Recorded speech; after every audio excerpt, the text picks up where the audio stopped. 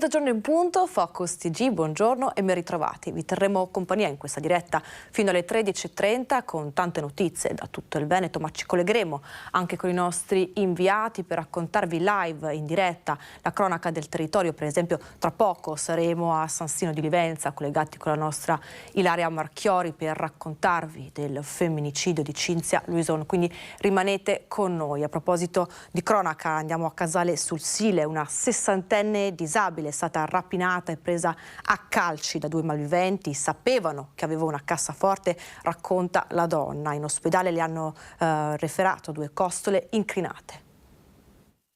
Stavo per chiudere la porta e invece loro me l'hanno aperta sul muso praticamente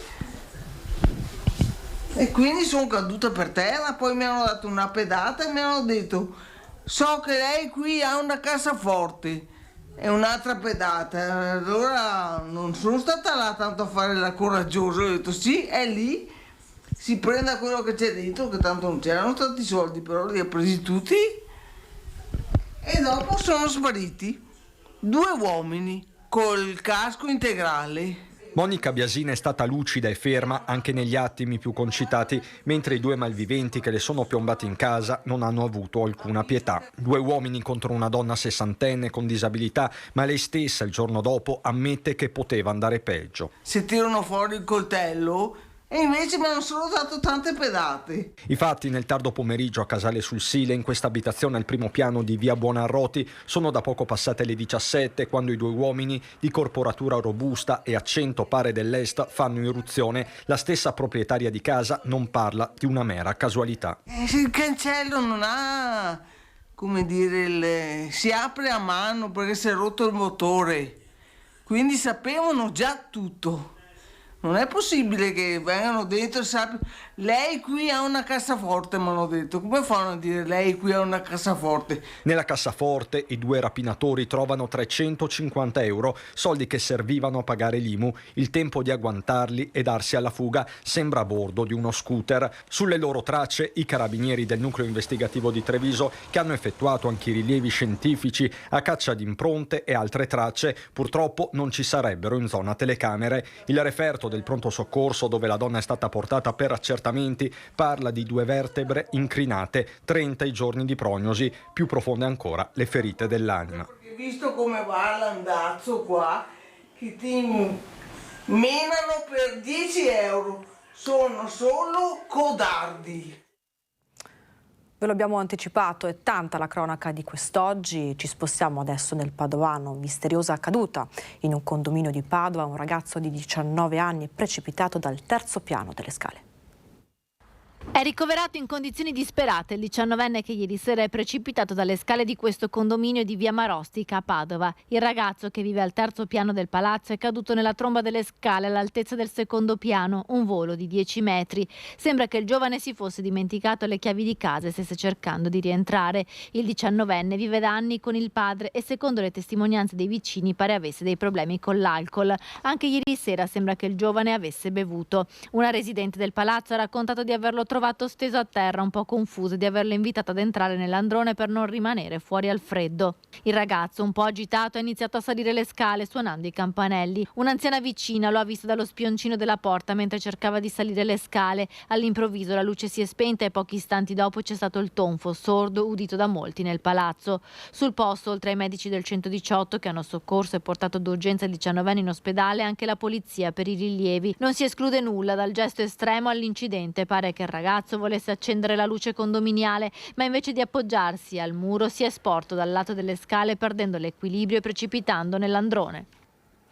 E con la cronaca andiamo a Venezia. Il cadavere di un ragazzo tra i 25 e i 30 anni è stato avvistato dentro una canaletta in pochi centimetri d'acqua, dietro a un distributore di benzina in via Orlanda a Mestre. Sul posto i vigili del fuoco, le volanti della polizia, inutili i soccorsi perché il ragazzo di origine straniera, forse un senzatetto, era già morto. Sul corpo non sarebbero state riscontrate lesioni né traumi riconducibili a cause violente. Per questo la salma è stata messa a disposizione delle autorità giudiziarie per una compiuta identificazione di eventuali approfondimenti. La pista che si sta seguendo ora sembra sia quella di malore o di una morte per freddo o stenti. E con la cronaca ci spostiamo a Vicenza. Nel vicentino Torri di Quartesolo va a rubare in un negozio portandosi con sé il figlio minorenne, ma i carabinieri lo aspettano fuori e lo arrestano. Era entrato nel grande magazzino di bricolage a Torri di Quartesolo con il figlio minore. L'uomo, conosciuto dai carabinieri, è stato controllato a distanza per poi essere fermato appena uscito dal negozio mentre saliva in macchina. A bordo dell'auto sono state trovate 2 telecamere per la videosorveglianza domestica, un cannone per il riscaldamento, 2 lampade di emergenza e un interruttore. Non riuscendo a dimostrare di aver acquistato la merce, ha ammesso di averla rubata. La refurtiva, del valore di quasi 500 euro, è stata restituita al negozio. L'uomo, 36enne pregiudicato, è stato arrestato in flagranza, accusato per furto aggravato in concorso. A seguito del giudizio direttissimo, l'arresto è stato convalidato e il giudice ha disposto l'obbligo di presentazione alla polizia giudiziaria. Rimaniamo nella pagina vicentina. Furbetti pizzicati grazie alle telecamere della polizia locale mentre abbandonavano rifiuti. Ammonta a 2.700 euro il totale delle 9 sanzioni elevate pochi giorni fa dalla polizia locale per il conferimento irregolare di rifiuti. I controlli si sono concentrati nelle isole ecologiche di Viale Torino, Viale Trieste e sono stati realizzati grazie all'ausilio delle telecamere di videosorveglianza installate sulle auto civetta. 8 le persone individuate, responsabili dell'abbandono di sacchi di immondizia all'esterno dei cassonetti. Inoltre, grazie all'attività di controllo sul territorio, un'altra persona è stata pizzicata mentre abbandonava dei rifiuti nell'isola ecologica di Viale Camisano. Sono state quindi elevate 9 sanzioni da 300 euro ciascuna. Noi continuiamo a cercare di fare educazione, sono tanti i cittadini in realtà rispettosi, attenti e che ci invitano soprattutto a continuare con questo tipo di attività. È ora di capire che la città riguarda tutti, che la vogliamo tutti più pulita e che comportamenti come questi assolutamente non vengono più tollerati, non sono in realtà tollerabili, non sono accettabili e continueremo anche con l'attività di sanzione quando ovviamente è necessario. Con la cronaca rimaniamo nel Vicentino, tentata rapina in un supermercato di Altavilla Vicentina, fa eruzione appunto in un supermercato e minaccia una cassiera con un coltello. Catturato dalle telecamere di sicurezza, gli occhi elettronici lo fotografano così, mentre entra nel supermercato di via Firenze ad Altavilla Vicentina. È coperto apparentemente per difendersi dal freddo, in realtà per non farsi riconoscere. Sono le 3 del pomeriggio quando l'uomo fa il suo ingresso nel supermarket. A quel punto si sarebbe diretto verso una cassiera e l'avrebbe minacciata con un coltello da cucina di 25 centimetri. È nervoso e appena vede arrivare altri clienti desiste, rinuncia al colpo, dandosi precipitosamente alla fuga e abbandonando l'arma. Sul posto accorrono i carabinieri che analizzano il sistema di videosorveglianza e lo riconoscono. È un pregiudicato 30enne romeno che vive nel Vicentino. Dopo 2 ore, alle 5 del pomeriggio, quando il buio è già caduto per strada, i carabinieri lo rintracciano vicino alla sua abitazione. Viene denunciato in stato di libertà per tentata rapina aggravata dall'uso di coltello. L'arma utilizzata è stata sequestrata. Ve lo abbiamo raccontato, una valanga fortunatamente di modeste dimensioni si è staccata sulla Marmolada, lato Trento, e ha coinvolto un sci alpinista padovano di 30 anni, fortunatamente estratto in vita dalla neve. L'allarme è arrivato nella tarda mattinata di ieri. Si è sfiorata una nuova tragedia stamattina sulla Marmolada, lato Trento. Una slavina con un fronte di circa 30 metri e una lunghezza di 300 si è staccata a poca distanza da Pian dei Fiacconi e ha travolto uno sci alpinista padovano di 30 anni, rimasto parzialmente sepolto dalla neve. A dare l'allarme i compagni dell'escursione che, pala e sonda in mano, sono riusciti ad estrarre l'amico, trasportato poi in elicottero all'ospedale di Cavalese per accertamenti. La chiamata alla centrale d'emergenza ha mobilitato Protezione Civile e Soccorso Alpino. Secondo quanto riferisce l'ANSA, il distacco si è verificato in una zona che non è attualmente interessata da divieti. Nelle immagini pubblicate online dal quotidiano Il Dolomiti si vede il punto esatto del distacco a est del Sas Bianc. Tuttavia il bollettino emesso oggi da ARPAV Neve e Valanghe sconsiglia in modo assoluto escursioni fuori pista. Il rischio sino all'8 dicembre è di grado 3, cioè marcato. Significa che non è remota l'eventualità di distacchi improvvisi di valanghe a lastroni. Lo sci fuori pista resta vietato nella zona a ridosso del luogo della tragedia del 3 luglio, come è scritto nell'ordinanza del comune di Canazei dello scorso 16 novembre. Sulla Marmolada al momento non è possibile sciare nemmeno sulla Bellunese, la pista più lunga delle Dolomiti che si sviluppa in quota e non può essere innevata artificialmente. Lo ha fatto sapere la società Funivie Marmolada, che ha comunicato la chiusura degli impianti fino a quando le condizioni del manto nevoso non saranno favorevoli all'avvio della stagione invernale. E ora qualche istante di pubblicità, ma rimanete con noi.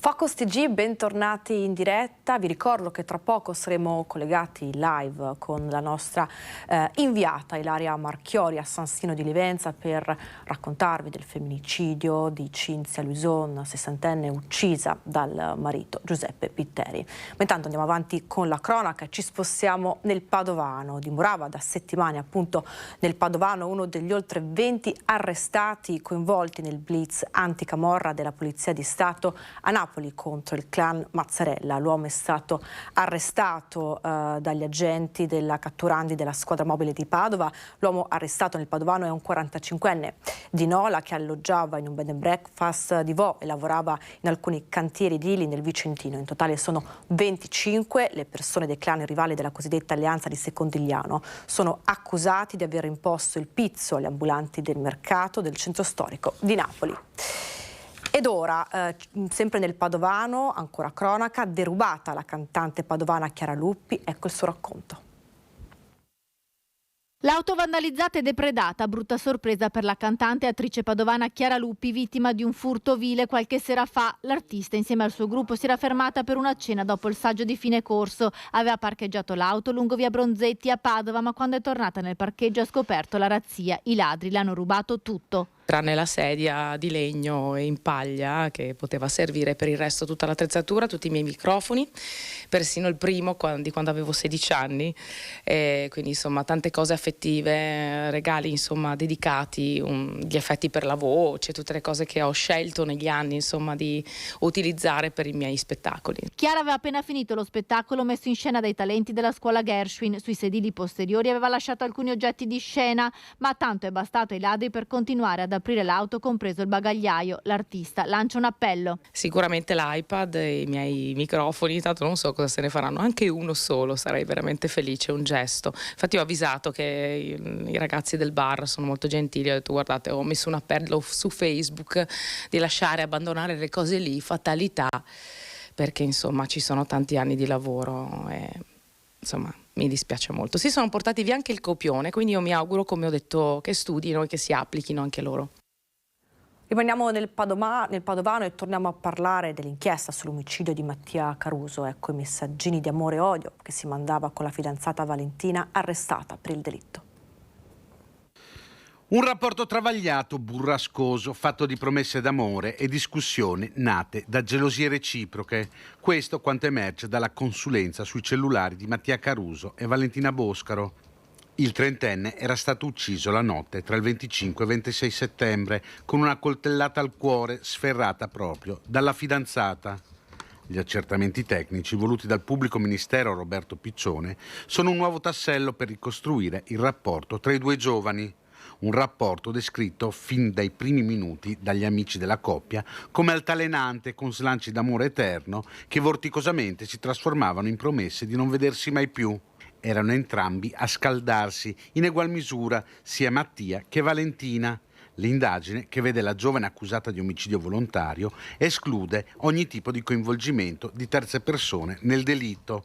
La notte dell'assassinio, invece, i due trentenni erano insieme, quindi non sono emersi elementi rilevanti dall'analisi degli smartphone. Ve lo avevamo annunciato, parliamo ora del femminicidio di San Sino di Livenza. Una donna di 60 anni, Cinzia Luisone, è stata uccisa a bottigliate dal marito Giuseppe Pitteri. E per noi lì in diretta c'è la nostra Ilaria Marchioli. Buongiorno Ilaria. Sì, buongiorno Sharon, buongiorno ai nostri telespettatori. Ci troviamo proprio qui di fronte all'ingresso dell'abitazione dove vivevano Cinzia e Giuseppe. Come vedete qui per terra qualcuno ha già portato dei fiori, delle rose rosse e rose rosa e bianche proprio per Cinzia.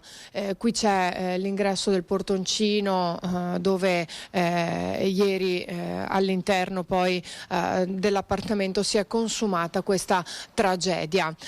Una tragedia di cui ancora non si conoscono i contorni perché sono ancora molti i dettagli da approfondire, molte le cose da capire. Quello che si sa è che la coppia si trovava dentro, era l'ora di pranzo, le 13:30 circa. Poco dopo è stato lo stesso Giuseppe Pitteri di 65 anni, detto Walter, a chiamare i carabinieri dicendo quello che aveva fatto, che aveva colpito la moglie. Ha detto 2 o 3 bottigliate. In realtà poi gli inquirenti, il medico legale che sono rimasti all'interno dell'appartamento tutto il pomeriggio vedono che si sono resi conto che si è trattato più di 2 o 3 colpi. Hanno parlato di una violenza inaudita perché la testa della vittima è stata completamente sfasciata dai colpi che ha subito nella parte frontale, in quella posteriore, la mandibola fratturata, insomma mancavano alcuni denti, quindi ecco perché parlano di violenza inaudita. Potrebbe essere stato utilizzato anche più di un oggetto, quindi non solo questa bottiglia di cui si parla, ma anche altri oggetti per colpire la donna. Forse una furia sul momento, forse un raptus, questo lo capiranno nelle prossime ore gli inquirenti, perché finora sembrerebbe che il 65enne non abbia ancora detto nulla. Quando ieri è stato portato via dai carabinieri che sono venuti qui nell'appartamento dopo che li aveva chiamati, sembrava completamente sotto shock da quello che aveva fatto, dopodiché sembra non abbia più detto nulla. È stata poi anche la figlia minore che vive con la coppia, la figlia Greta di 22 anni, la coppia ha 2 figlie, Noemi di 26, Greta di 22, però Noemi non vive con loro. Greta, quando è rientrata intorno alle 14, ha visto il padre correrle incontro, dopodiché ha visto che cosa era accaduto, ha guardato per terra, è scappata fuori gridando ed è stato un vicino ad aprire la porta e a prenderla tra le sue braccia, perché aveva capito che era successo qualcosa di sconvolgente. Poi varcando lievemente la porta della loro abitazione ha visto il corpo a terra ed è subito ovviamente corso dalla figlia. Lì si sono chiusi in casa. Oggi noi abbiamo provato a rintracciarlo di nuovo, ma ovviamente è ancora sconvolto capibilmente dopo quanto ha visto e vissuto ieri pomeriggio qui nel pianerottolo e poi nell'appartamento qui di Corso del Donatore a Sasnino di Livenza. Attualmente Giuseppe è accusato, l'accusa provvisoria che è stata formulata è quella di omicidio volontario, sarà prossimamente trasferito in carcere, poi in attesa dell'interrogatorio e poi la convalida dell'arresto. Sentiamo però una prima testimonianza che è stata proprio raccolta ieri sera qui sul posto dalla collega Daniela Siznia del vicino di casa. Ha sentito le urla della figlia quando è arrivata a casa? Quando l'ho soccorsa tu? Ero in casa, ho sentito delle urla. A lei le ha sentito? Sì. Ho aperto la porta, mi hanno detto vai giù e c'era sua figlia che è scesa giù dalle scale. Dopo ho detto cosa è successo, ho visto che lei è entrata e ha visto la mamma distesa a terra. Sì, è entrata, ha visto la mamma chiusa la porta, l'ho soccorsa in casa e dopo sono andati alle forze di aver già chiamato lui. Lei dov'era? In salone? In casa. Qui a San Stino oggi sono tutti sconvolti, non si capacitano di quanto sia accaduto. C'è chi addirittura ci ha detto sembra impossibile che in un paese così tranquillo possa essere accaduta una cosa del genere. A volte le cose le senti nei telegiornali, senti che accadono altrove, ma pensare che sia successo proprio qui sconvolge ancora di più la comunità. Tutti parlano di una coppia tranquilla, parlano soprattutto di un uomo, Giuseppe, molto riservato, un uomo di poche parole, mentre il giudizio che danno di Cinzia è diverso, una donna solare, sempre sorridente, sempre gentile. Sentiamo ora la testimonianza invece della titolare di un bar che era frequentato dalle figlie della coppia.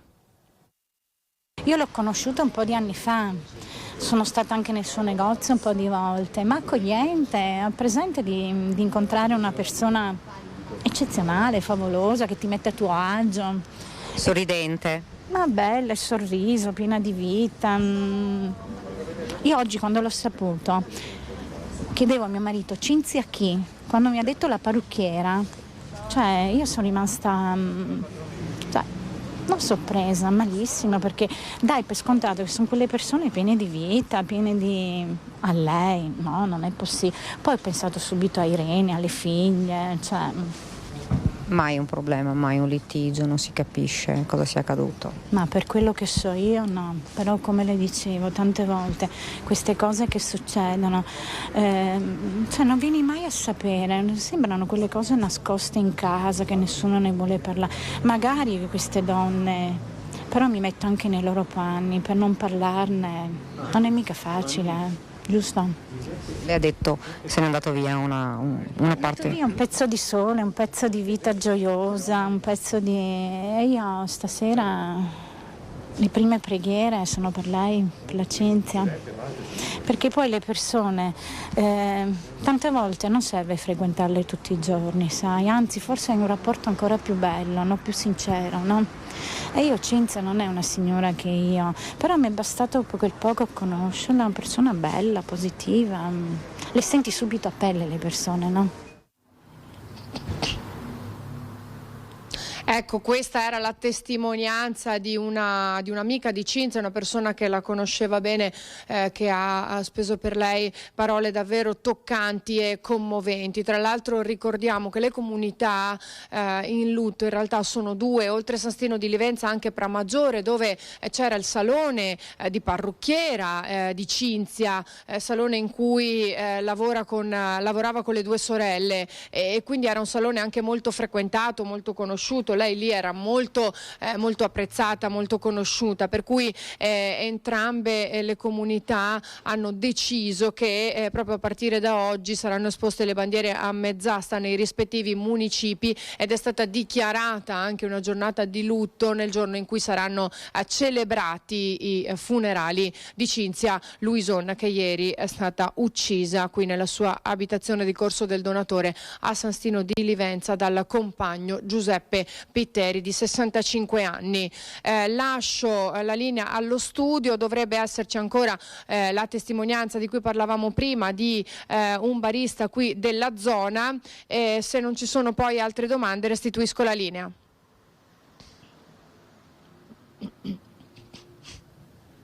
Grazie alla nostra Ilaria Marchiori quindi per questo racconto di questa orribile pagina di cronaca del nostro territorio. Vediamo il servizio di cui ci parlava Ilaria. Mi pare che sì, elementi particolari, famiglia tranquilla, insomma, io per quello che ho modo di conoscerlo, di vederli o di incrociarli, insomma, in particolar modo Cinzia, ma ricapitava con rientro all'uscita da lavoro, insomma, ci si incrociasse, ma insomma, famiglia tranquilla. Mai un litigio? Beh, quanto possa risultare a me, mai, insomma, nessun elemento, ma neanche una mezza parola sentita mai di una situazione o cose di questo tipo, per cui adesso sono lì in attesa di capire un po' la ricostruzione un po' di quello che può essere successo. Mi pare che adesso sì, in questi momenti adesso insomma io ho attraversato la piazza e ho sentito 5 storie e 5 ricostruzioni diverse, no? E quindi penso sia giusto per rispetto di chi sta soffrendo adesso avere elementi certi. E ora qualche istante di pubblicità, noi torniamo tra poco.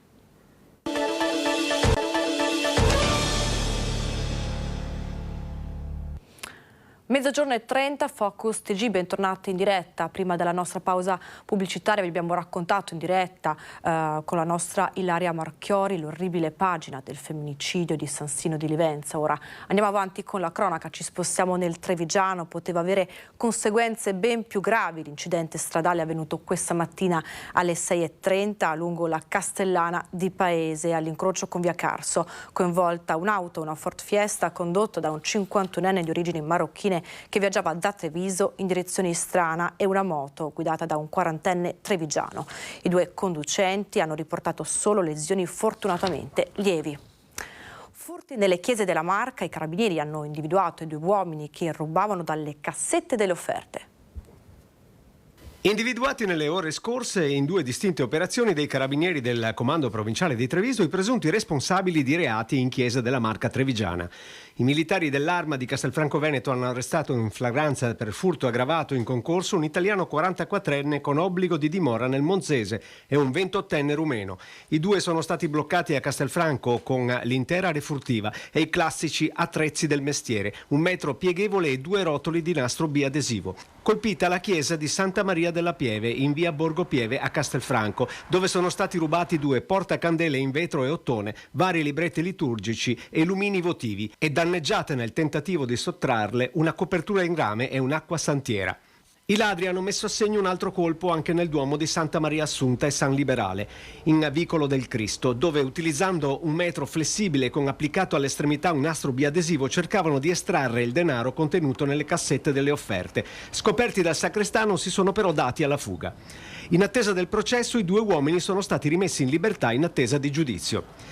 Si ruba in chiesa anche a Zerobranco, dove i carabinieri della stazione locale hanno deferito in stato di libertà un 58enne trevigiano che in più circostanze nei mesi di ottobre e novembre si era impossessato di 300 euro, prelevandoli dalle cassette per le offerte della chiesa di San Giorgio V di Treviso, usando, come nei casi precedentemente descritti, una barra flessibile e una sostanza adesiva al suo apice.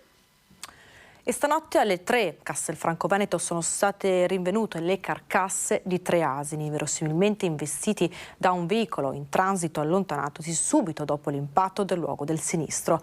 Gli animali risultavano essersi in precedenza allontanati dal gregge di un allevatore che si trovava nelle vicinanze. Sul posto si sono recati personale veterinario ULS 2, i vigili del fuoco e i carabinieri della stazione di Vedelago. La regolare viabilità è stata ripristinata dopo circa un paio di ore.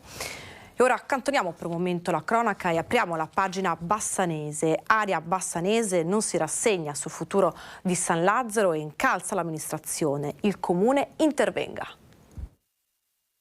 Il comune può e deve intervenire. Parole chiare, quelle di Claudio Bizzotto, vicepresidente di Aria, che sul caso San Lazzaro non ha nessuna intenzione di alzare bandiera bianca. Il ritiro dei progetti di MEB e AGB è da considerarsi, come detto, una tregua prima della presentazione di un nuovo progetto blindato. Un'attesa che residenti e associazioni non vogliono diventi tempo perso. Per questo chiedono un intervento e una presa di posizione risolutiva da parte dell'amministrazione comunale. L'amministrazione ha detto che si riparte da zero, noi speriamo di no. Speriamo che l'amministrazione faccia tesoro di quello che è successo in questi mesi.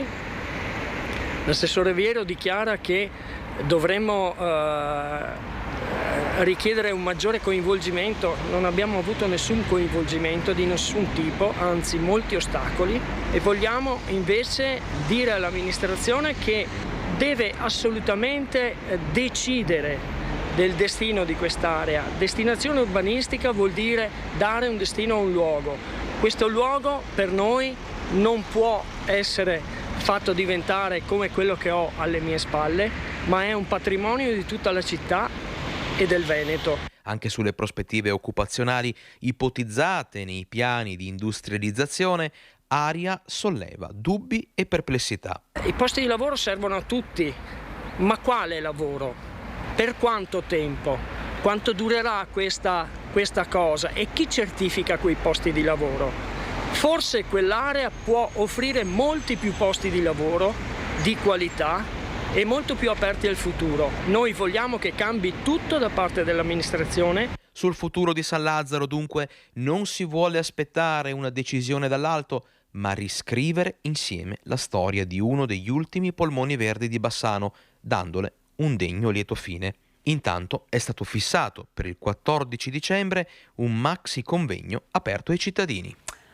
Da San Lazzaro a un altro tema caldo in città, la centralina di via Pusterla. Il vice sindaco Andrea Zonta replica all'opposizione in città. I bassanesi ringraziano Rete Veneta per la battaglia vinta assieme. Gli oltre 230.000 euro che il pubblico, Regione e Comune di Bassano dovranno spendere per chiudere la partita sulla centralina di via Pusterla e la spiaggetta sono un conto salato oppure si tratta del male minore pur di ottenere il risultato che i bassanesi e noi di Rete Veneta chiediamo a gran voce da anni? Dopo i dubbi e le perplessità dell'opposizione, l'amministrazione comunale risponde con l'assessore ai lavori pubblici e vice sindaco Andrea Zonta. La centralina ha un suo percorso, ha fatto un suo percorso legale e i legali hanno proposto l'intenzione di poter transare con il privato. La maggior parte degli attori che sono partecipi di queste cause hanno accettato. Zonta conferma che non tutti i soggetti interessati parteciperanno alla transazione. Un privato in particolare non parteciperà alla transazione e lui porterà avanti le sue cause. Noi nel nostro caso, nel caso di Bassano del Grappa, l'importante è cercare di rimuovere quel cantiere e di poter ridare dignità a quel luogo. Con questa transazione lo possiamo fare e pertanto portiamo avanti l'istanza che sarà approvata in giunta comunale o questa settimana o la prossima settimana. E sulla questione economica, in particolare i 30.000 euro che il Comune pagherà alla ditta Belfiore, Zonta non usa giri di parole. Noi riteniamo che questa sia una cifra, ce l'hanno detto anche gli avvocati, congrua per chiudere tombalmente tutta la questione. Intanto a Bassano la notizia della sempre più vicina riapertura della spiaggetta suscita già entusiasmo e approvazione. È una buona notizia perché sennò l'altra spiaggetta, quella più in fondo, è molto più distante e quindi è un po' più difficoltoso arrivarci, però comunque è sempre un buon punto per ritrovarsi anche quando diventerà più bello il tempo. Ecco. Sì, penso lo stesso, anch'io. Sì, sono contento perché è un luogo di ritrovo anche per la gente che ha voglia di vedere una parte naturale di Bassano. Vedo per televisione quando passano le parole che è scritto, vedo. Quindi soddisfatta di questo ritorno della spiaggetta a disposizione dei bassanesi? Sì, bene, bravi. E ci prendiamo i complimenti della signora. Cambia il nome, lo stadio San Giuseppe di Cassola, intitolato al campione Paolo Rossi. Vediamo. Un urlo di gioia accoglie la novità del giorno a Cassola. Non come quello di Spagna 82, ma anche questo vede protagonista Paolo Rossi, il Pablito, a cui è stato intitolato lo stadio, a questo punto ex Maracanã, di San Giuseppe di Cassola. La decisione è stata assunta dal Consiglio Comunale all'unanimità. Anzi, per la verità, l'intitolazione dello stadio a Paolo Rossi è avvenuta 2 volte. La proposta era stata inizialmente presentata dai consiglieri di maggioranza Simone Bresolin e Luca Visentin. Abbiamo preso l'occasione del fatto che un consigliere di minoranza ha fatto una mozione in questo stesso senso, chiedendo l'intitolazione dello stadio a Paolo Rossi. Abbiamo preso 2 piccioni con una fava e abbiamo pensato proprio che era un'occasione perfetta per fare in modo che minoranza e maggioranza portassero avanti la stessa iniziativa. Mi è dispiaciuto che durante il Consiglio si sia voluto togliere, abbiamo accettato naturalmente da parte della minoranza l'assorbimento in questa delibera anche della mozione, perché il proponente ha voluto che si portasse a parte il Consiglio successivo e così è stato fatto. Nel Consiglio successivo si è portata la mozione, sia stata approvata grazie all'astensione della maggioranza che trovava improprio rivotare la stessa cosa votata la volta prima, con 3 o 4 voti favorevoli e gli altri astenuti, si è portata per la seconda volta. Ecco, mi dispiace solo che era questa un'iniziativa ideale, visto anche l'oggetto e la persona e le motivazioni per fare una cosa insieme. In realtà si è fatta 2 volte, quindi è stata un'aggiunta, forse non necessaria, ma tutto sommato che va bene lo stesso. Paolo Rossi si sarà messo a ridere. Insomma, tutto bene quel che finisce bene. Sta di fatto che adesso l'Eurocalcio, squadra di eccellenza, e gli atleti del GS Marconi potranno dare appuntamento ai tifosi nello stadio Paolo Rossi.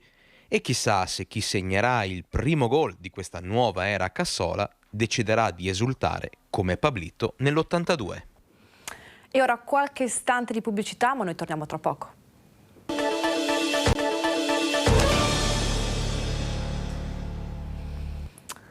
Focus TG, bentornati in diretta. Vi ricordo che vi terremo compagnia fino alle 13:30, ma continuiamo ora ad approfondire la pagina bassanese. Ci spostiamo a Marostica e parliamo del Campo Marzio. Il Campo Marzio non si tocca, l'amministrazione comunale presenta 2 nuovi progetti alternativi. Sentiamo. Il comune di Marostica mantiene la promessa, il verde di Campo Marzio non si tocca. Dopo il maxi confronto tra l'amministrazione comunale, comitato di quartiere, mondo scolastico e le associazioni di categoria, pronta una nuova proposta di progetto, anzi 2. Un piano B che raccoglierà le richieste del grande micromondo che vive il quartiere Campo Marzio, dalla scuola ai residenti fino alle attività commerciali. Sono state ascoltate soluzioni, possibili proposte e abbiamo cercato di mettere giù tutto quanto nell'interesse di tutte le parti che hanno presentato le varie richieste. Con la scuola abbiamo fatto una prima proiezione di tutti gli utenti che graviteranno con il piedibus. Adesso l'ufficio tecnico sta preparando gli ultimi dettagli per quanto riguarda la progettazione. L'erba di Campo Marzio non verrà intaccata, l'area verde è salva, un progetto rivoluzionato che prevede una doppia soluzione in caso di necessità. Domani ci sarà la commissione consiliare con l'invito naturalmente aperto a sia il comitato di quartiere che l'associazione di categoria, oltre che i gruppi di minoranza e maggioranza, dove verranno presentate le soluzioni e le proposte.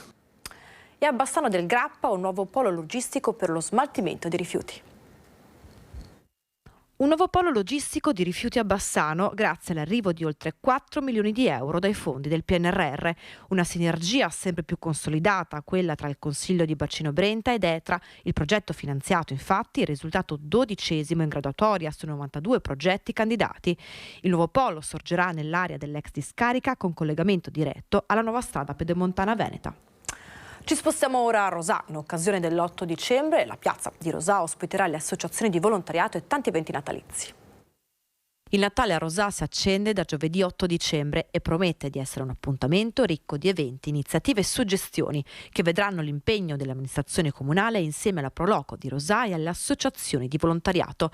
Come da tradizione, Rosà accenderà il suo albero nel giorno dell'Immacolata, donato da una famiglia illuminato a LED. Sono ben 22 le associazioni che parteciperanno in modo diretto e indiretto alla realizzazione di questo evento. Noi nel tempo siamo stati capaci di avere sinergia nel territorio e quindi in questa ripartenza abbiamo avuto consensi perché nell'ultima riunione con tutte le associazioni c'erano più di 40 e domenica in piazza ci saranno 22 a animare questa festa, no?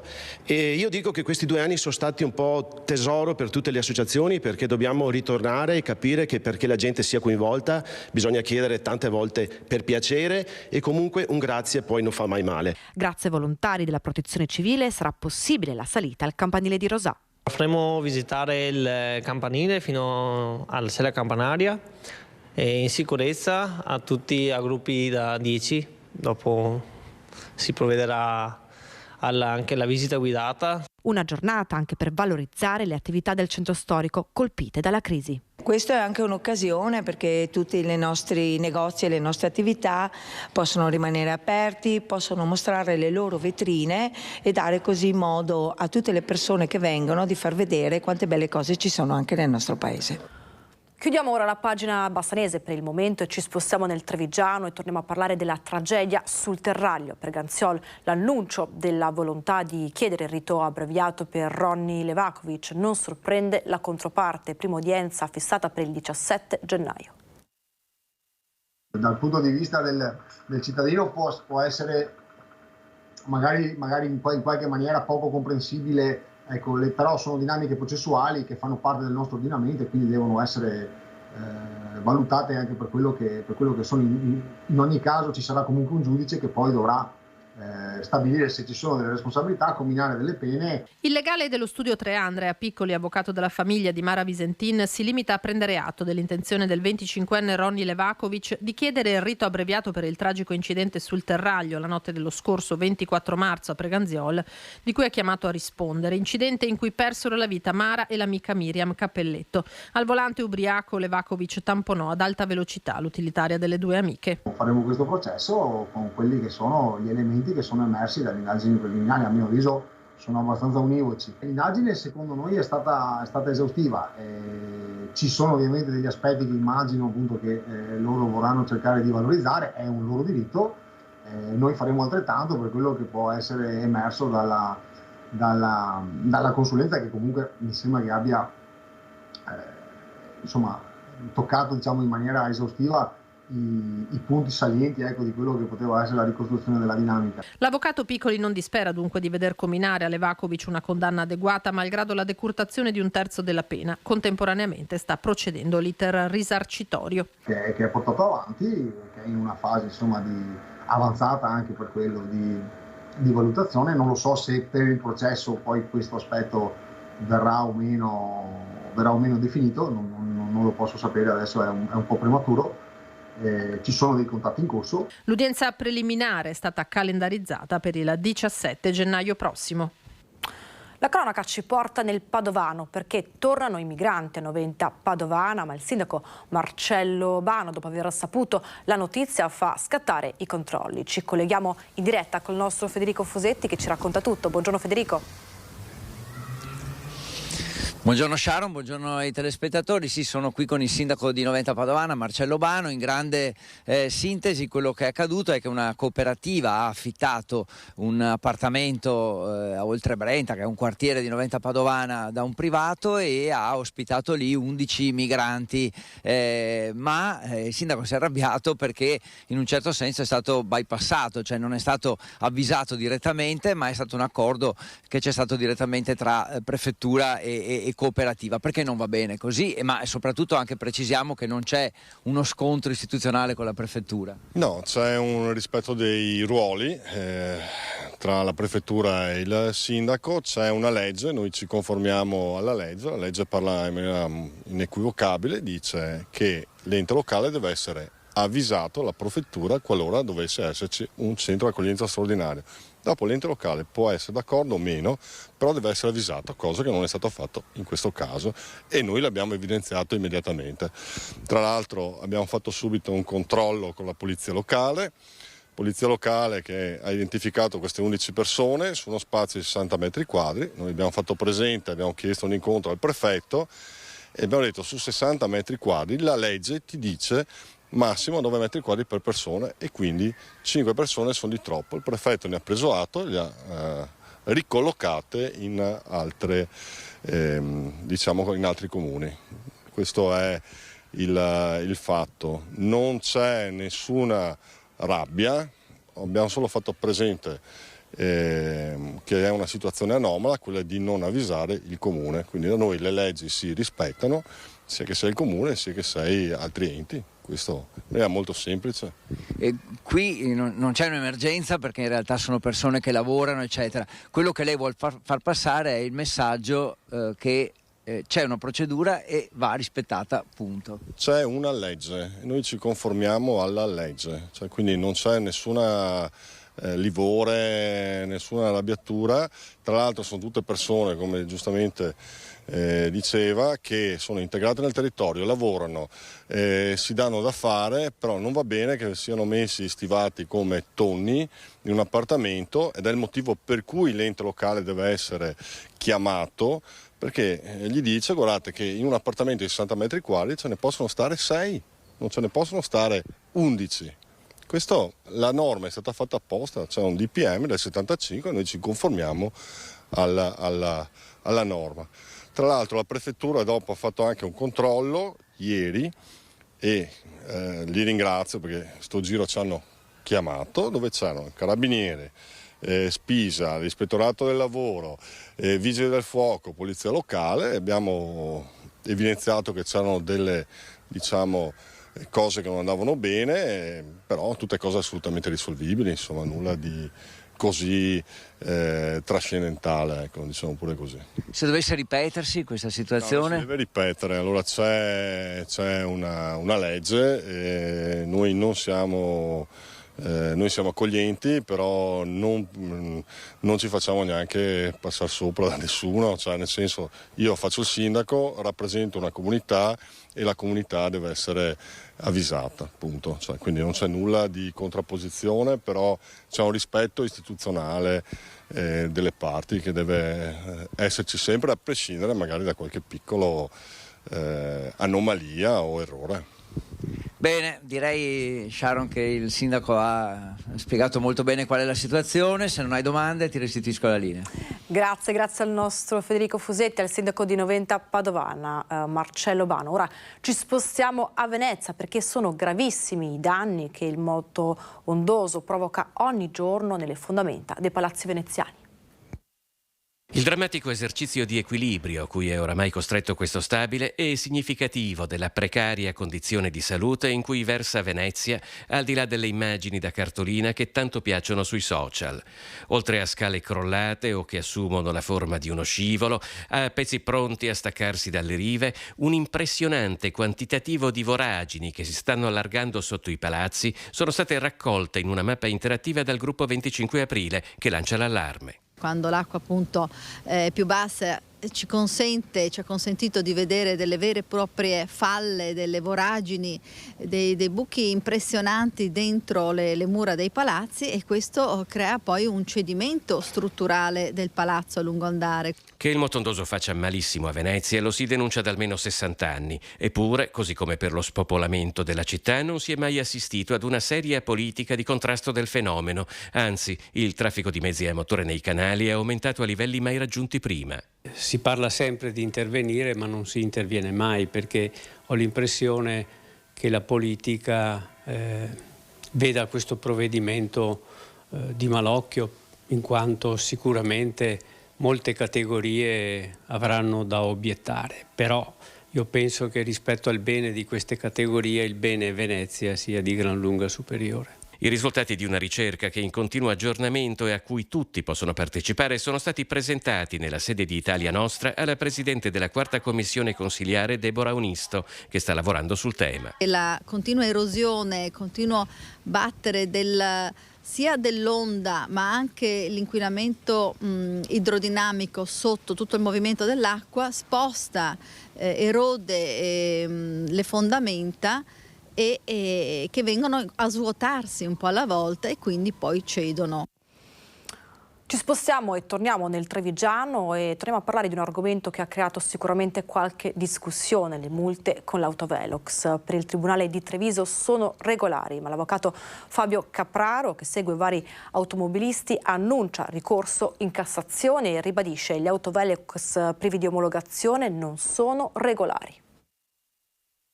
Sono molti gli automobilisti che si sono rivolti al giudice di pace per contestare le contravvenzioni elevate per eccesso di velocità in tangenziale a Treviso, sanzioni contestate e annullate, poi la svolta. Il Tribunale di Treviso, invertendo un pronunciamento dello scorso ottobre del giudice di pace, ha valutato le multe tutte regolari. L'avvocato Fabio Capraro, che segue da anni i ricorsi dei suoi clienti pizzicati dagli autovelox, però non ci sta, annunciando ricorso in Cassazione. C'è anche una sentenza del Tribunale Pordenone che vi dà ragione. Sì, c'è una recentissima sentenza del Tribunale Pordenone che io mi sono permesso anche di produrre al Tribunale di Treviso, dove affronta il problema e in maniera, io ritengo, molto chiara, molto semplice, spiega che un'apparecchiatura per la misurazione della velocità, se non è omologata, non è legittima. Contravvenzioni prima annullate a causa della presunta mancanza di un certificato di omologazione degli autovelox sarebbero per il Tribunale ordinario del tutto regolari, come sostenuto dall'Avvocatura del Comune, perché le strumentazioni sono dotate di certificato di approvazione. Così non è, sostiene il legale. Non si può procedere senza che l'autovelox sia omologato, come dice il codice della strada e come ha ribadito più volte la Cassazione. Inoltre l'approvazione non è omologazione. Secondo Capraro, l'equivoco nasce da una circolare ministeriale che tende a equiparare omologazione ad approvazione. Dicendo, alla fin fine per noi una cosa vale l'altra, ma una circolare non è una fonte di legge, solamente la legge può modificare una legge precedente. Nell'ultima sentenza si fa riferimento proprio a questa circolare, dicendo specificatamente la eventuale differenza dei procedimenti di omologazione e approvazione non esclude la possibilità di avvalersi dell'uno o dell'altro in assenza di prescrizioni certe. Ecco, quindi io ho deciso di andare in Cassazione per risolvere questa cosa una volta per tutte. E sono sempre più giovani gli assuntori di alcol e droga ed è per questo che nasce l'Osservatorio sulle dipendenze.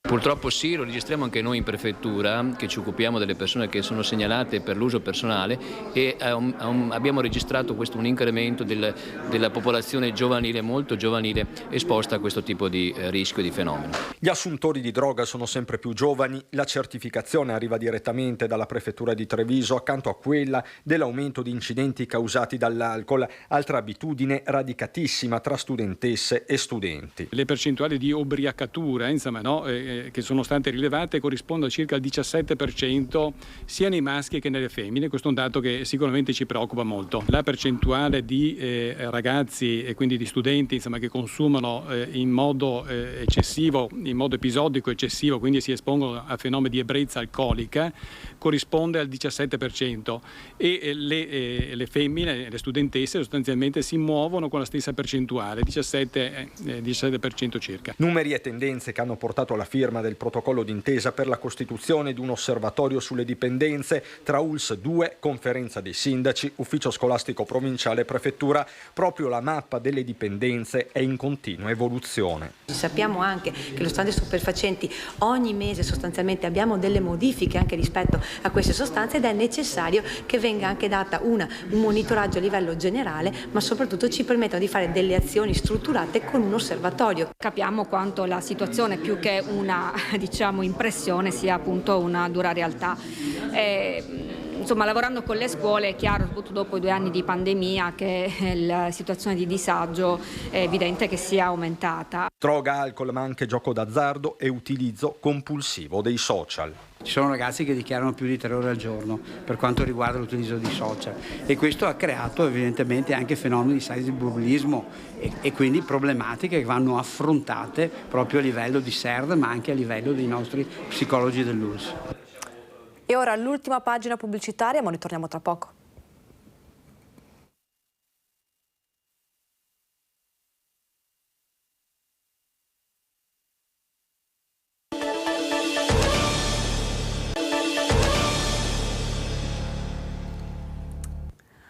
Focus TG, bentornati in diretta. Questa era l'ultima pausa pubblicitaria, ora vi terremo compagnia fino alle 13:30, tutto d'un fiato. E ora continuiamo con la cronaca, ci spostiamo nel Padovano. Non paga il canone d'affitto del bar all'interno degli ospedali dell'ULSS 6, revocato il contratto al gestore. Nonostante i numerosi solleciti, non ha mai pagato l'affitto dei 2 bar che gestisce all'interno degli ospedali di Campo San Piero e Piove di Sacco, e così l'USL 6 ha deciso di rescindere il contratto con il gestore. Il titolare, da quando ha ottenuto l'incarico, non ha mai pagato il canone di locazione e così deve all'azienda sociosanitaria Euganea una somma che si aggira attorno ai 350.000 euro. Da quest'estate erano stati inviati numerosi solleciti, ma la società che gestisce i bar aveva risposto di aver depositato alla sezione fallimentare del Tribunale di Padova la domanda di concordato con riserva. A questo non è seguita nessuna proposta di rinegoziazione del canone, nonostante i bar siano aperti con guadagni giornalieri. Da qui la decisione del direttore generale dell'USL 6 di revocare il contratto per gravi inadempimento. E sono molti i padovani a letto con l'influenza. Ecco il punto con il direttore del Dipartimento di Prevenzione dell'ULSS 6 Euganea, Luca Sbrogiò.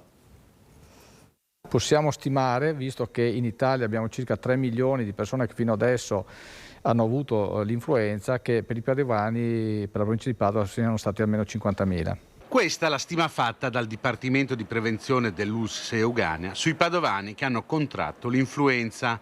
Ed è appena iniziata, l'andamento infatti prevede un picco di contagi verso fine anno. Se ha un andamento più o meno di quelli degli anni precedenti, possiamo stimare che il picco verrà durante le vacanze natalizie. Quindi è anticipato e numerosi sono i casi. Intanto però continua a circolare il Covid. Al momento sono quasi 13.000 i padovani positivi. L'infezione, ci conferma il dottor Sbrogiò, è in calo, ma la circolazione è elevata.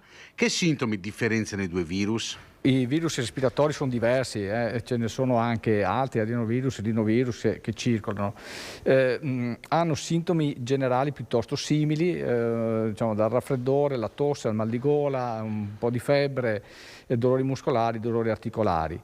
L'influenza tende ad avere una temperatura, una febbre un po' più alta, sostenuta per alcuni giorni, superiore ai 38 gradi, e diciamo, potrebbe essere uno dei sintomi come dire, più caratteristici. La diagnosi certa si fa con un tampone, quindi siamo in grado solo con quello di differenziare. Le opportunità di vaccinarsi contro l'influenza e contro il Covid sono molte. Resta valido l'appello a contattare il proprio medico. Cambiamo ora argomento, perché la Regione Veneto ha finanziato un nuovo stanziamento per migliorare l'efficienza della protezione civile. Una parte di queste nuove risorse sono arrivate anche in provincia di Vicenza. Si rinforza il parco automezzi a disposizione della Protezione Civile di Vicenza. Grazie al finanziamento della Regione Veneto di 2,5 milioni di euro complessivi destinato a potenziare la colonna mobile regionale, lo stanziamento è stato ripartito per ogni provincia veneta, che singolarmente ha provveduto ad acquistare le attrezzature rispondenti alle specifiche esigenze. Al centro operativo di Via Muggia sono arrivati quindi 2 fuoristrada 4x4, 2 furgoni da 8 posti, un pick-up e 2 autocarri cassonati. Un apporto sostanziale che consentirà di agevolare le attività di soccorso, oltre che di prevenzione, esercitazione, didattica e informazioni destinati alle diverse organizzazioni territoriali iberiche. Atteso l'arrivo anche di altro materiale per il rilevamento, gli equipaggiamenti di soccorso e di telecomunicazione. Una sola gara d'appalto per l'intera regione che ha visto al lavoro la stazione unica appaltante della provincia di Vicenza. Ci spostiamo ora a Mestre, 3 espulsioni durante i controlli in via Piave. Il questore Mascio Pinto così. Dietro questo risultato c'è un grande lavoro di squadra. 3 immigrati fermati dall'Arma dei Carabinieri. Ecco, la squadra funziona, grande collaborazione, grandi risultati. Continuano le espulsioni grazie ai servizi straordinari di controllo del territorio disposti dalla Questura in via Piave a Mestre. E dopo gli arresti e le denunce dei giorni scorsi, queste ultime si aggiungono alle espulsioni delle ultime settimane. Un lavoro in sinergia con le altre forze di polizia, ha evidenziato il questore Mascio Pinto, con carabinieri, guardia di finanza, polizia locale. È una grande orchestra che sta suonando, in questo caso una musica molto mirata, stiamo lavorando sulle espulsioni, quindi questo porterà sicuramente a un mutamento anche della realtà sul territorio. Devo dire che i risultati si vedono, qui abbiamo una grande squadra che una volta individuato l'obiettivo lavora in maniera sinergica. Questo è un fattore importante perché vedete, uno dei valori della sicurezza in questo Paese, che trova le sue radici nella legge 121 dell'81, la riforma della polizia, è quello del coordinamento. Il coordinamento è l'anima del risultato. In questo territorio abbiamo un grande coordinamento, io ne sono molto soddisfatto. E a proposito di sicurezza, è stato presentato in Questura a Venezia il bilancio delle misure preventive adottate nell'ultimo anno. Sentite. Cerchiamo il più possibile di evitare che le violenze possano riproporsi. Non è semplice, l'Italia è un paese dove ogni 3 giorni registriamo un femminicidio. Con l'aiuto di tutti, compresi i vicini di casa, gli amici, i colleghi di lavoro, che devono segnalare le violenze, devono farlo, cerchiamo di intervenire nel modo più efficace possibile. Nel giorno in cui si è verificato l'ennesimo femminicidio, la Questura ha fatto il punto sull'importanza di adottare le misure preventive, a partire dalla violenza sulle donne. Solo nel 2021 il Questore ha emesso 70 provvedimenti, mentre nel 2022 sono arrivati a 124, di cui 50 per atti persecutori e 74 per violenza domestica.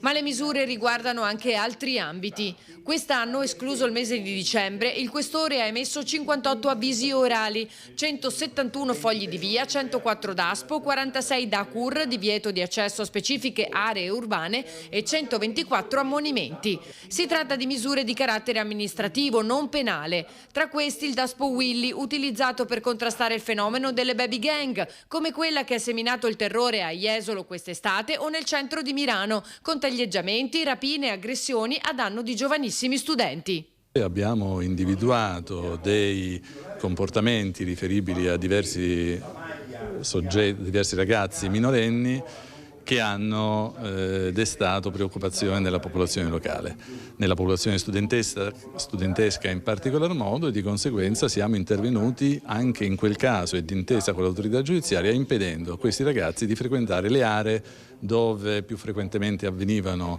le aggressioni, anche episodi di spaccio e anche leggeri episodi di estorsione che in quel modo impediamo si ripropongano.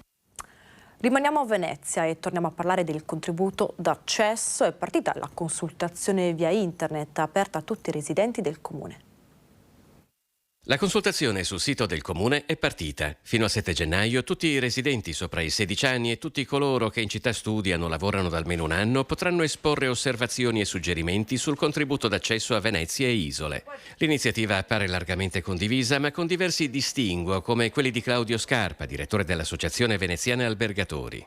Le categorie hanno molte competenze, non parlo solo dell'Associazione Veneziana Albergatori, parlo di tutte le categorie. Sentire la cittadinanza è utile, però il rischio è quello di sentire interessi assolutamente micro particolari che non sono poi rappresentativi delle esigenze della città.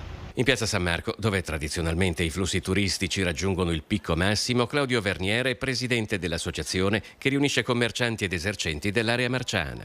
Il problema è che a livello di gestione del turismo siamo ancora a nulla. Il contributo dovrebbe essere uno strumento per riuscire finalmente a gestire flussi turistici in una città che per anni è stato l'esempio di overtourism e di malagestio a livello mondiale. Che si sia in ritardo lo pensano anche a Rialto, altro centro nevralgico del turismo a Venezia. Secondo il portavoce dei commercianti Ginio Mascari, flussi o non flussi, il contributo d'accesso servirebbe a finanziare l'enorme opera di manutenzione della città. Io credo che sia una consultazione tardiva, anzi non capisco come mai non sia già stata approvata un qualcosa per dare questo contributo d'accesso in una città che fondamentalmente ha sempre tanto bisogno di soldini. Quali frutti avrà portato la consultazione lo si vedrà quando si tireranno le somme di opinioni e suggerimenti ricevuti. Poi sarà tempo di prendere una decisione. Cristina Giussani è presidente della Confesercenti di Venezia. Una volta finita la consultazione dei cittadini ci aspettiamo di essere comunque riconsultati, riconvocati noi come categorie e alla fine essere noi insieme al Comune a stabilire un pochino le modalità di questo processo. Apriamo ora la pagina politica e ci spostiamo a Belluno. Paolo Luciani è stato confermato alla guida della sezione cittadina della Lega. Voto all'unanimità per Luciani, che attualmente ricopre anche il ruolo di assessore agli eventi a Palazzo Rosso. Lunedì sera al mini congresso è eletto il nuovo direttivo che ha confermato Oreste Cugnac, Bruno Mignolli e Maria Filippina. New entry sono invece Luciano Dapian, Roberto Ferro e Daniele Libralon. Il congresso provinciale del Carroccio è invece previsto per il prossimo mese di gennaio. E a proposito di politica, ospite a Ring l'europarlamentare leghista Darè Domenica Pavia per il Comitato del Nord.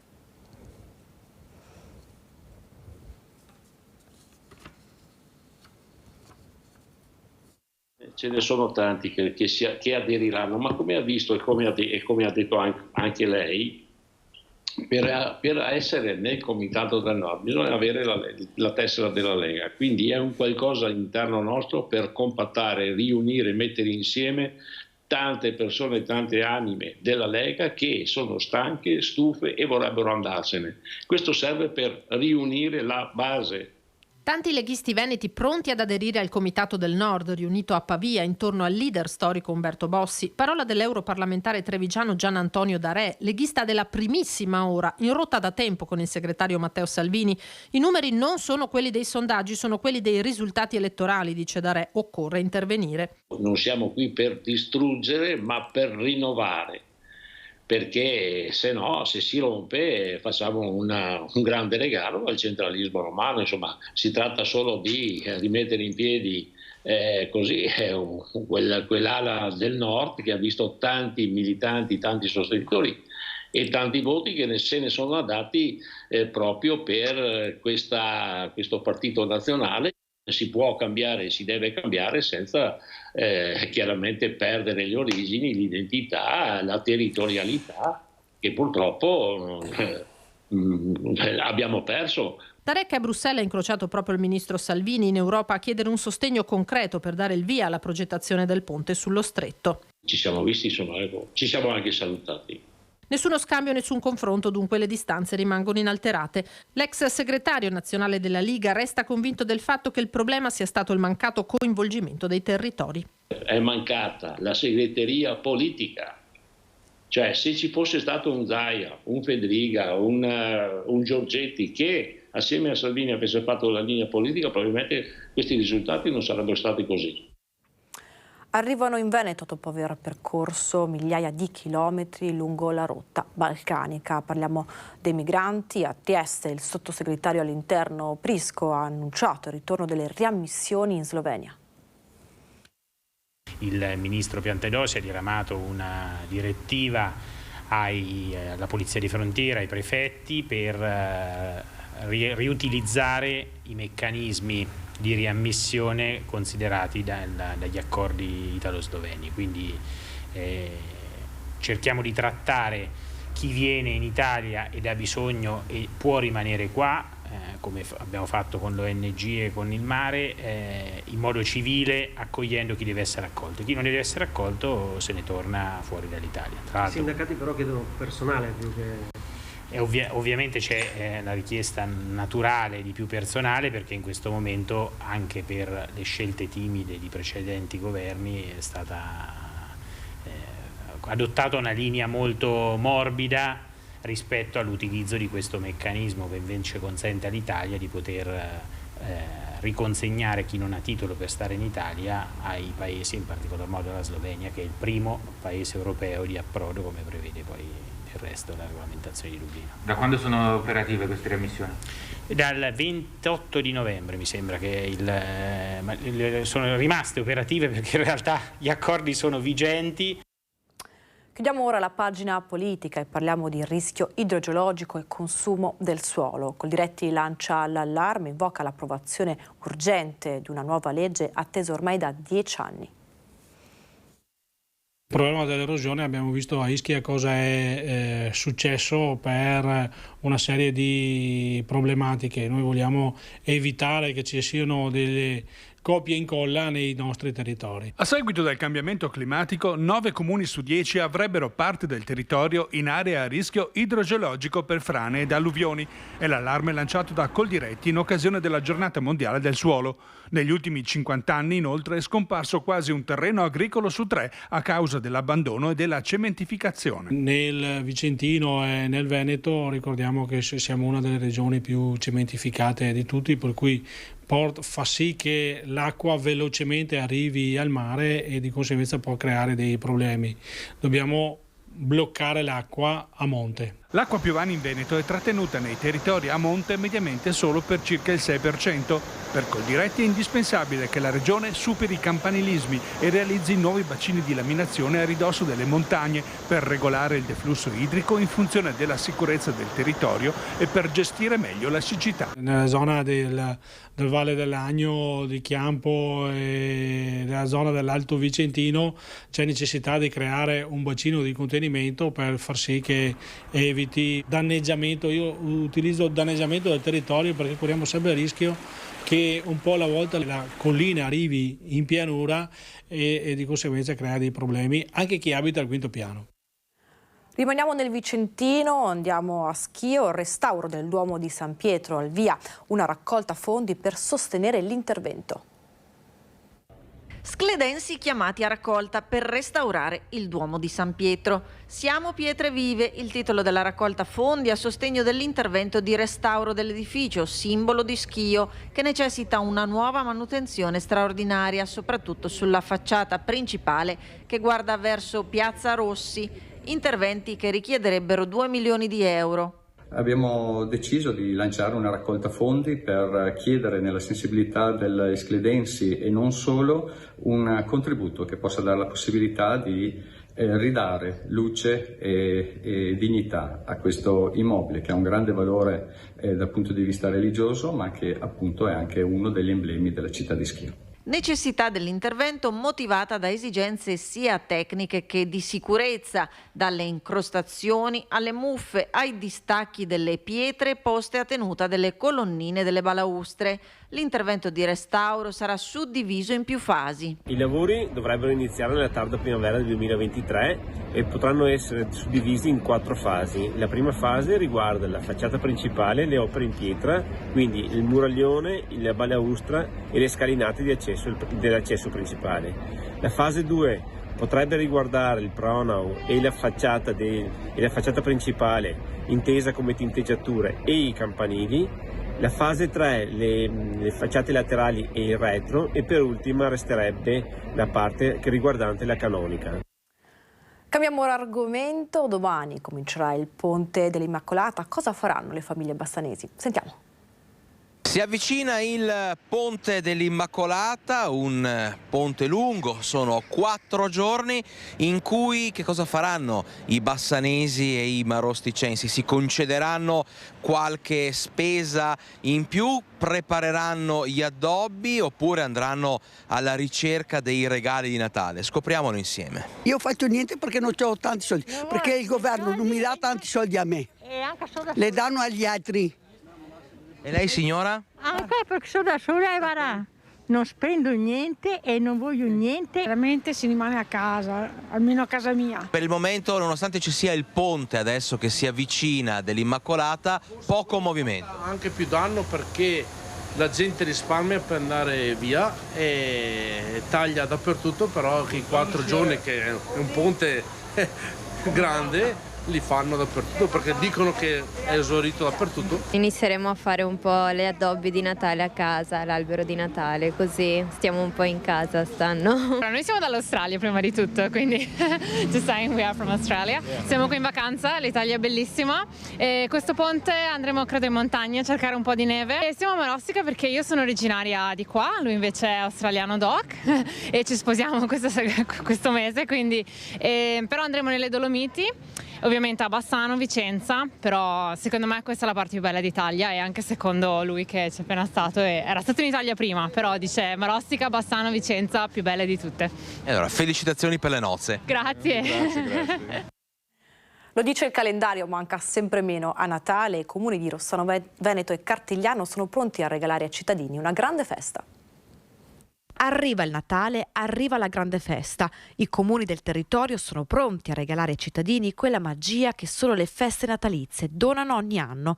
E il comune di Rossano Veneto comincia questa sera con l'accensione del grande albero. Questa sera ci sarà l'accensione dell'albero del presepe e della slitta, uniche luminarie a Rossano, che dureranno fino alla fine dell'Epifania. Pronta per le feste anche Villa Caffo, tra il 10 e l'11 dicembre tanti eventi in programma. Tempo permettendo, insieme alla Proloco, ci saranno laboratori organizzati insieme al comune di Rossano Veneto, poi tanti giochi, tutte le casette di quartiere allestite per poter ospitare i visitatori con delizie e prelibatezze legate al periodo invernale. Giochi per i più piccoli e l'attesissimo incontro con Babbo Natale, un calendario, quello di Rossano Veneto, che si concluderà con il grande falò della Befana. Il grande falò della Befana, invece, il giorno della Befana, organizzato sempre dalla Proloco, con questa Befana che dovrà fare il discorso e tirare le orecchie al sindaco oppure agli amministratori. Vediamo che cosa mi aspetta il 6 di gennaio. Un mese di luci, magia e grandi eventi, quello del Natale, e anche il comune di Cartigliano è pronto a vestire l'abito più bello. Per dare il benvenuto a questo magico mese partiamo giovedì 8 con la fiaccolata dell'Accensione e il concerto in chiesa parrocchiale del coro Giovani Voci di Bassano. L'11 dicembre gli appuntamenti continuano con la Villa del Natale. Con il mercatino degli hobbisti, la taverna di Babbo Natale, la pesca dei balocchi, ci sarà Babbo Natale e tanto altro. E il 22 dicembre invece un concerto al Cinema Pio X e poi gli appuntamenti conclusivi a gennaio. Il 5 gennaio la tradizionale tombola della Befana e il 6 i Re Magi consegneranno la calza a tutti i bambini. Buon Natale e vi aspettiamo a Cartigliano. Ieri era San Nicolò, figura natalizia diffusa in tutto il mondo, per alcuni Babbo Natale, per altri Santa Claus.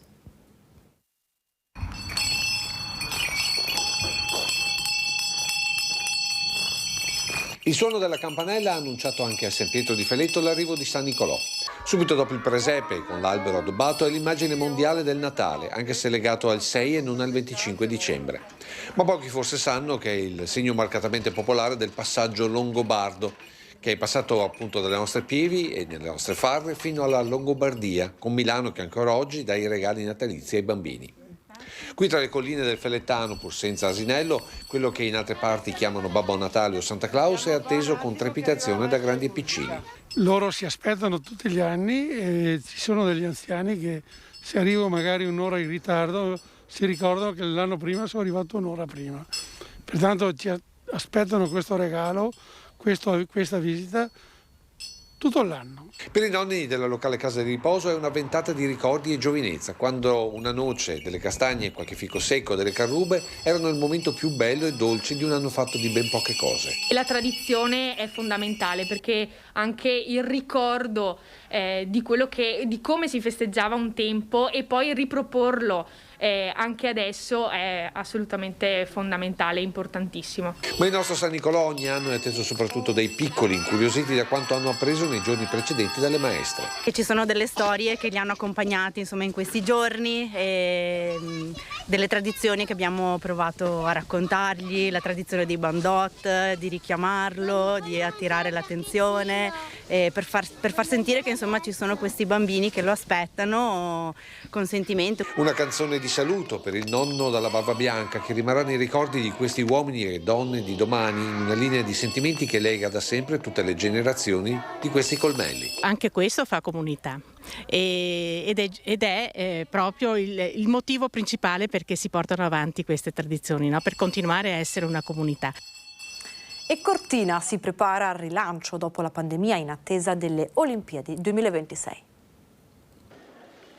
Una lunga fine di settimana aspettando l'inverno. Cortina è pronta al rilancio nazionale e internazionale dopo 2 anni di pandemia che hanno frenato iniziative e socialità, e per l'occasione del Fashion Weekend si vestirà di un rosa declinato in svariate nuance beneauguranti per la stagione oramai alle porte. Quest'anno devo dire che è veramente ricco di appuntamenti molto interessanti sia dal punto di vista culturale ma anche dal punto di vista della moda e del fashion. Dall'8 dicembre si dipanerà un fil rouge lungo un percorso ideale che condurrà ai Giochi Olimpici invernali del 2026.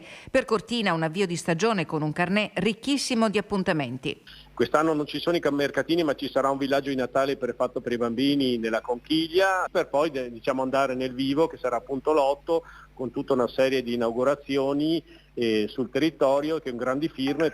Mondanità e sport con gli eventi che accompagneranno la regina delle Dolomiti all'appuntamento con i mondiali di snowboard e delle gare di Coppa del Mondo di sci femminile, e poi cultura e musica con un occhio attento alla realizzazione delle infrastrutture indispensabili per garantire a Cortina l'affidabilità internazionale che merita. Nel 23 è inevitabile che dobbiamo cominciare a vedere cantieri perché altrimenti non riusciremo a arrivare puntuali su quello che è l'evento olimpico, e quindi a voce le cose stanno andando avanti bene, però vogliamo la concretezza. Ci spostiamo ora a Vicenza, a ripartire dopo il Covid anche il centro di sostegno allo studio per minori di Via dei Mille. Il Covid ha spazzato via un po' tutto, in quanto ci ha fatto ben capire da subito che questo centro non poteva più reggere solo sul volontariato, proprio per sua natura. Noi crediamo che invece debba essere un centro con una certa stabilità e pertanto abbiamo unito più esigenze grazie a un'intuizione che è stata quella di, con l'appoggio di IPAB minori, con l'appoggio dell'assessorato all'istruzione e Terra di Mezzo, di trovare una realtà che comunque coordini, apra il centro e coordino tutte le varie associazioni e i vari volontari che vorranno in futuro venire qui a fare qualcosa di buono per i bambini. Il Centro per la documentazione pedagogica e la didattica laboratoriale di Via dei Mille riapre ufficialmente i battenti dopo la pandemia per offrire attività di sostegno allo studio, dopo scuola, per gruppi formativi di autodisciplina a bambini e adolescenti, per genitori ed educatori. L'intenzione dell'amministrazione comunale è che questo diventi un polo di attrazione nella zona ovest della città, città per le attività extrascolastiche. Il Covid ha evidenziato un po' tutto.